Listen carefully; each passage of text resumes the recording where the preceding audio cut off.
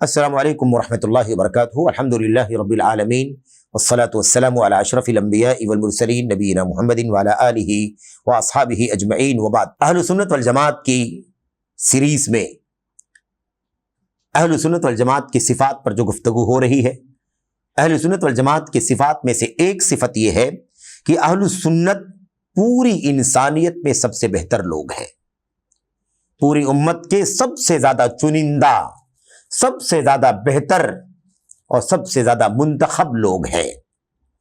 اللہ تبارک و تعالی نے انہیں اس بات کی توفیق عطا فرمائی ہے کہ وہ لوگوں کو بدعات سے اور بدعتیوں سے منع کرتے ہیں، اہل بدعات سے اور اہل بدعات سے لوگوں کو منع کرتے ہیں اور ان سے روکتے ہیں۔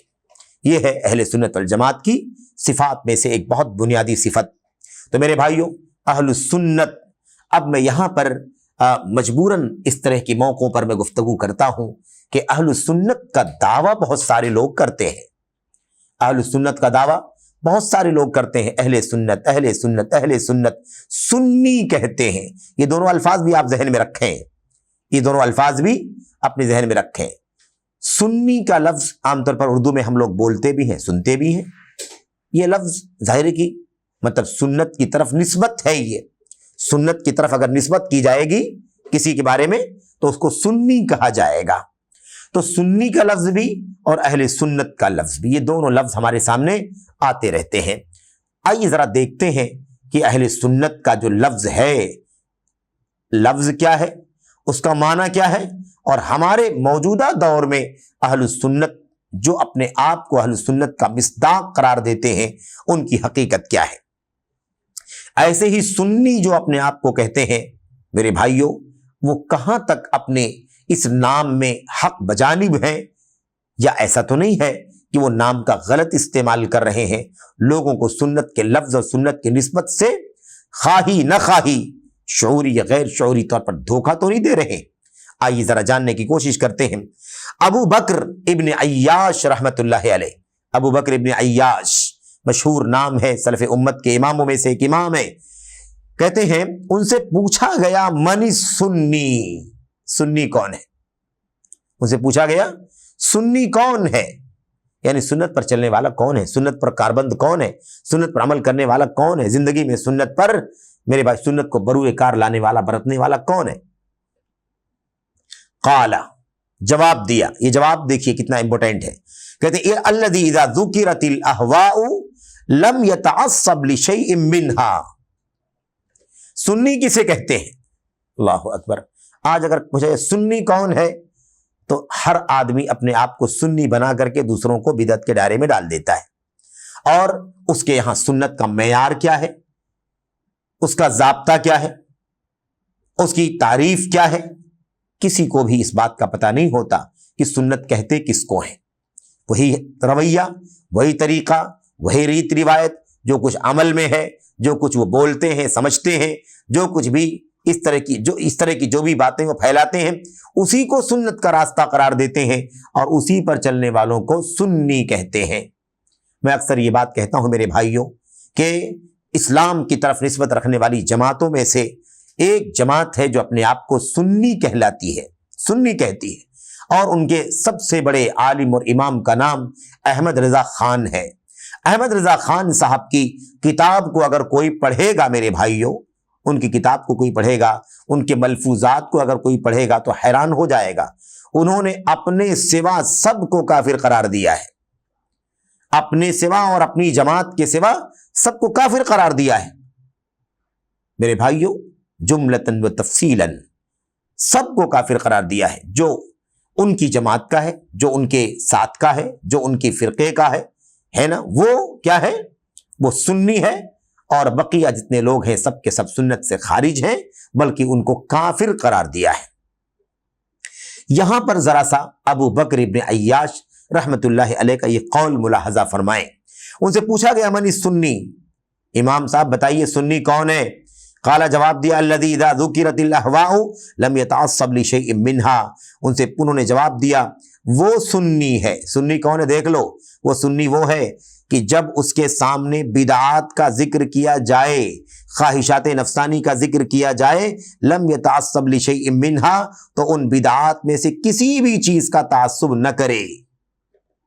دیکھا آپ نے، کسی بھی بدعت کا ذکر کیا جائے، کسی بھی خواہش نفس کا، ہے نا، ہوائے نفس کا ذکر کیا جائے، تو وہ ان میں سے کسی چیز کی طرف میلان نہیں کرے، کسی چیز کا تعصب نہ کرے، اس میں سے کسی بھی چیز کو خاطر میں نہ لائے۔ وہ سنی ہے۔ دیکھا آپ نے، سنی کون ہے؟ سلف کے اماموں کے یہاں سنی کون ہے؟ جس کے سامنے بدعت کا ذکر ہو تو تھوڑا بھی اس کی طرف تعصب نہ کرے، میلان نہ ہو۔ دیکھا آپ نے، یہ ہے اہل سنت۔ اہل سنت کی خوبی ہے یہ کہ وہ بدعات سے دور کرتے ہیں، بدعات کی طرف نہ تو مائل ہوتے ہیں، نہ بدعات کا تعصب کرتے ہیں، نہ کسی کو بدعات کا راستہ دکھاتے ہیں، بلکہ بتلاتے ہیں خبردار اگر تمہارے سامنے کوئی بدعت آئے تو تمہارے اندر کوئی بھی تعصب اس کے حق میں نہیں ہونا چاہیے، تمہارا میلان نہیں۔ میں آپ کو مثال دے دیتا ہوں، اگر کوئی مثال کے طور پر آج ہمارے سامنے ذکر کرے کہ بھائی جو یہ خارجیت کا راستہ ہے، مسلمانوں کے حکمران اپنے آپ کو حاکم بنائے بیٹھے ہوئے ہیں اور وہ فلاں فلاں فلاں فلاں گناہ کا کام کرتے ہیں، ان کے خلاف بغاوت ہونی چاہیے، اس رائے کے، اس فکر کے جو لوگ ہیں، خارجی، خوارج، جو آج نئے نئے ناموں سے، اخوانیت کے ناموں سے، قطبیت، سروریت کے ناموں سے ہمارے بیچ میں جانے جاتے ہیں، جب ہمارے سامنے ان کا ذکر آئے تو ہمارے دل میں ایک ذرہ بھی تعصب ان کے بارے میں نہیں ہونا چاہیے، بلکہ ان سے نفرت ہونی چاہیے۔ کسی کے سامنے صوفیت کا تذکرہ آ جائے، صوفیت کا، پیر حضرات، ہے نا، اولیاء، کرامات، اور اس کے بعد میرے بھائیوں وہ کرامات اور وہ اولیاء جو سچ مچ کتاب و سنت کی روشنی میں اولیاء ہیں اور سچ مچ ان کی کرامتیں ہیں، ان سے ہمیں بے انتہا محبت ہے، وہ اللہ کے اولیاء ہیں، ان کی کرامتوں پر ہمیں ایمان ہے۔ لیکن وہ جو کرامت کی جو اولیاء کی فہرست میں نہیں آتے، کرامت کی فہرست میں نہیں آتے، اور جن کو ولی بنا لیا گیا اور جن کو کرامتوں، جن کے لیے کرامتیں گھڑ لی گئیں، ایسے لوگوں کا کیا دخل ہے میرے بھائیوں؟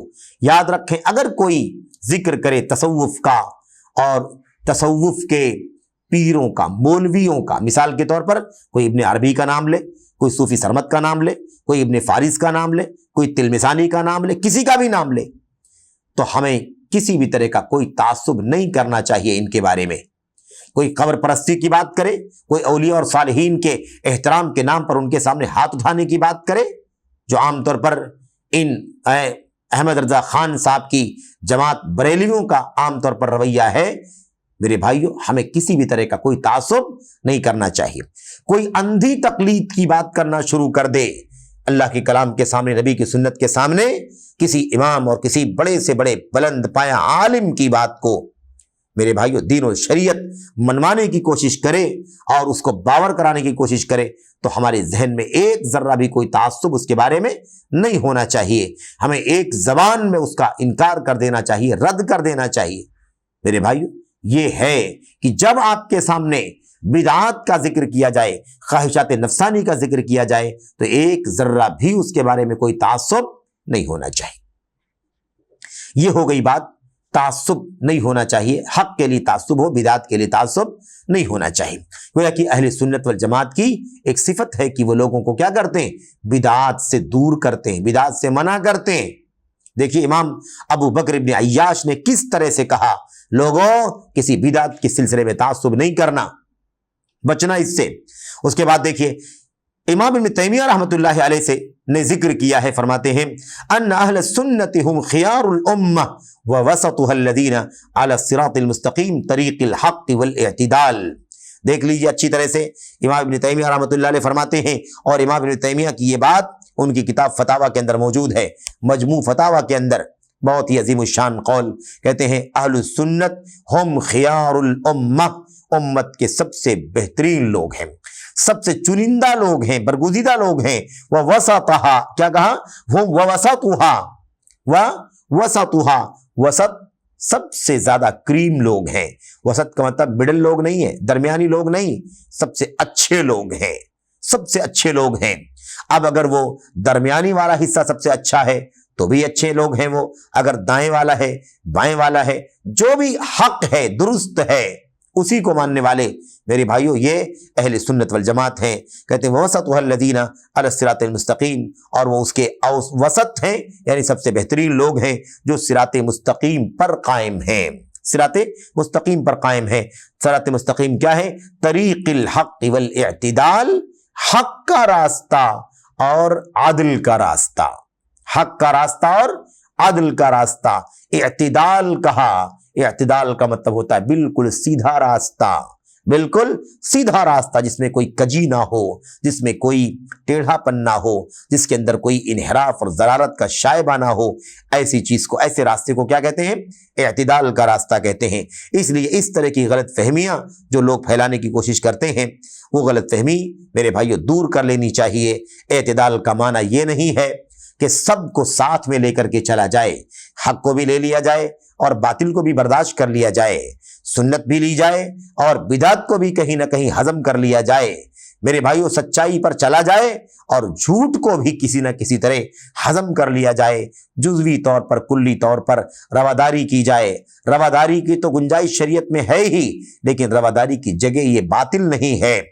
میرے بھائیوں یہ دراصل باطل کے ساتھ سمجھوتا کرنا، اسے اس کے ساتھ نرم رویہ اختیار کرنا، یہ حقیقت یہ ہے کہ اس کو رواداری نہیں کہا جاتا بلکہ اس کو مداہنت کہا جاتا ہے۔ مداہنت کی شریعت کے اندر کوئی گنجائش نہیں ہے۔ تو اعتدال کا راستہ یعنی عدل کا راستہ، بالکل سب سے سیدھا راستہ، حق والا راستہ، جو راستہ اللہ کی کتاب کا، نبی کی سنت کا اور حضرات صحابہ کرام کا، سلف امت کا راستہ ہے، یہ مراد ہے اس سے۔ بہرحال تو یہ ایک اور صفت ہے اہل سنت والجماعت کی جو آپ کے سامنے پیش کی گئی۔ اللہ سے دعا ہے کہ اللہ تبارک و تعالی ہمیں اس صفت کو سمجھنے کی توفیق عطا فرمائے، اور ہم اہل سنت میں سے ہیں، اس لیے اللہ تعالی ہمیں اس صفت پر اپنے آپ کو قائم رکھنے کی توفیق عطا فرمائے۔ آمین یا رب العالمین۔ والسلام علیکم ورحمۃ اللہ وبرکاتہ۔